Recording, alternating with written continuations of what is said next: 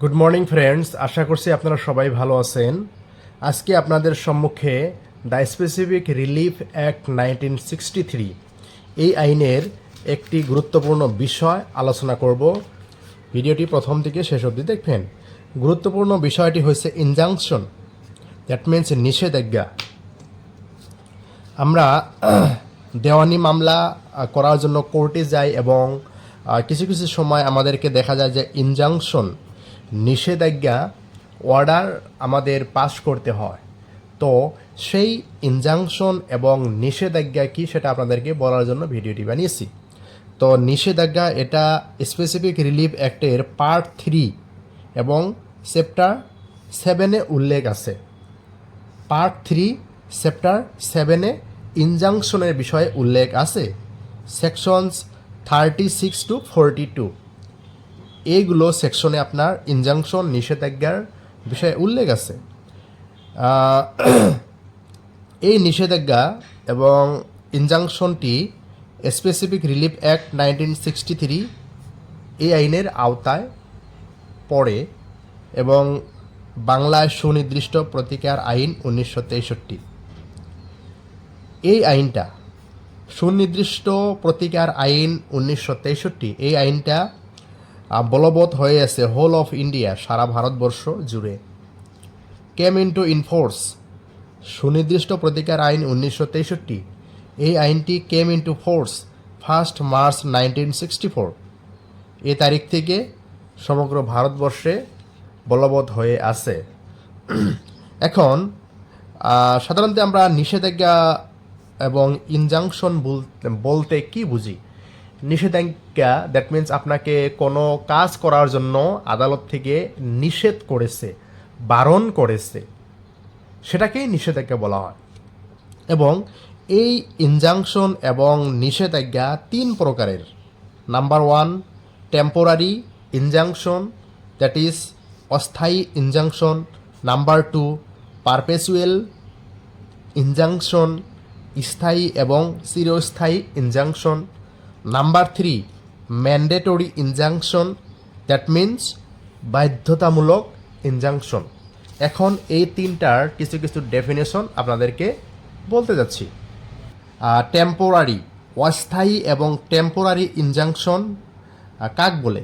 Temporary for a time period, মানে অস্থায়ী, একটু সময়ের জন্য, অল্প সময়ের জন্য যেই ইনজাংশন বা নিষেধাজ্ঞা জারি করা হয় তাকে টেম্পোরারি ইনজাংশন বলে। তো আইনির ভাষায় আমরা একটু পড়ে নিই। অস্থায়ী নিষেধাজ্ঞা সেই রূপ নিষেধাজ্ঞা যা একটি নির্দিষ্ট সময় পর্যন্ত অথবা আদালতের পরবর্তী নির্দেশ না দেওয়া পর্যন্ত কার্যকর থাকে। বুঝতে পেরেছেন? মামলার যে কোনো অবস্থাতেই তাহা মঞ্জুর করা যায় এবং দেওয়ানি কার্যবিধি দ্বারা নিয়ন্ত্রিত হয়। টেম্পোরারি এবং অস্থায়ী নিষেধাজ্ঞাটা অল্প সময়ের জন্য সেটা জারি করা হয় এবং আদালতের নির্দেশ মোতাবেক করা হয় এবং মকদ্দমা একটা চলার যে কোনো সময়ে টেম্পোরারি ইনজাংশন জারি করা হয়। আর এই টেম্পোরারি ইনজাংশনটা দেওয়ানি কার্যবিধি, that means civil procedure code অনুযায়ী এটা নিয়ন্ত্রণ হয়। তারপর আসছি পারপেচুয়াল, স্থায়ী বা চিরস্থায়ী। সহজেই আমরা জানতে পারি যে যেটা নট টেম্পোরারি বাট স্থায়ী, পার্মানেন্ট, তাকেই পারপেচুয়াল ইনজাংশন বলা হয়, চিরস্থায়ী ইনজাংশন। ধারা 37 অফ স্পেসিফিক রিলিফ অ্যাক্ট 1963, এই আইনের সেকশন 37-এ টেম্পোরারি এবং পারপেচুয়াল ইনজাংশনের কথা বলা হয়েছে।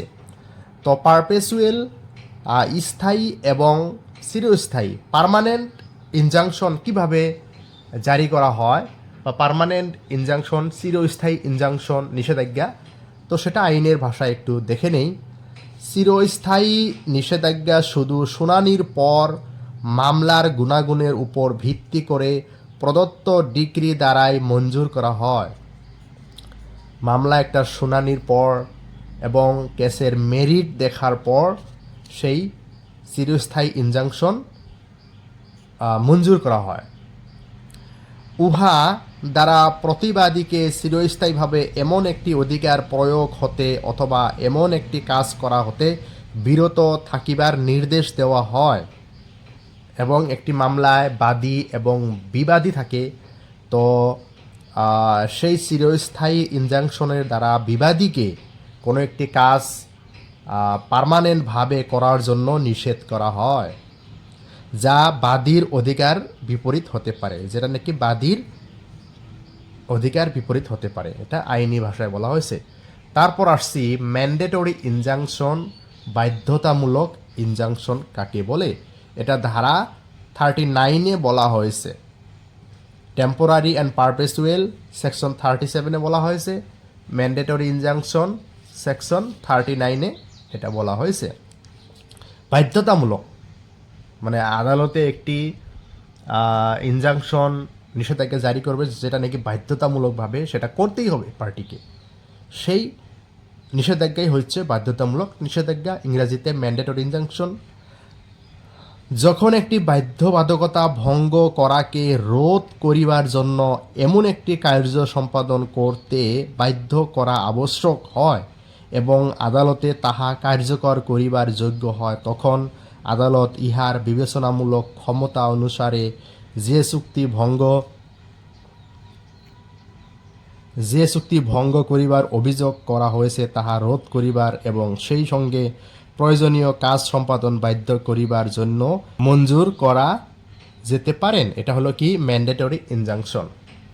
তো এটা হলো কি বাধ্যতামূলক ইনজাংশন।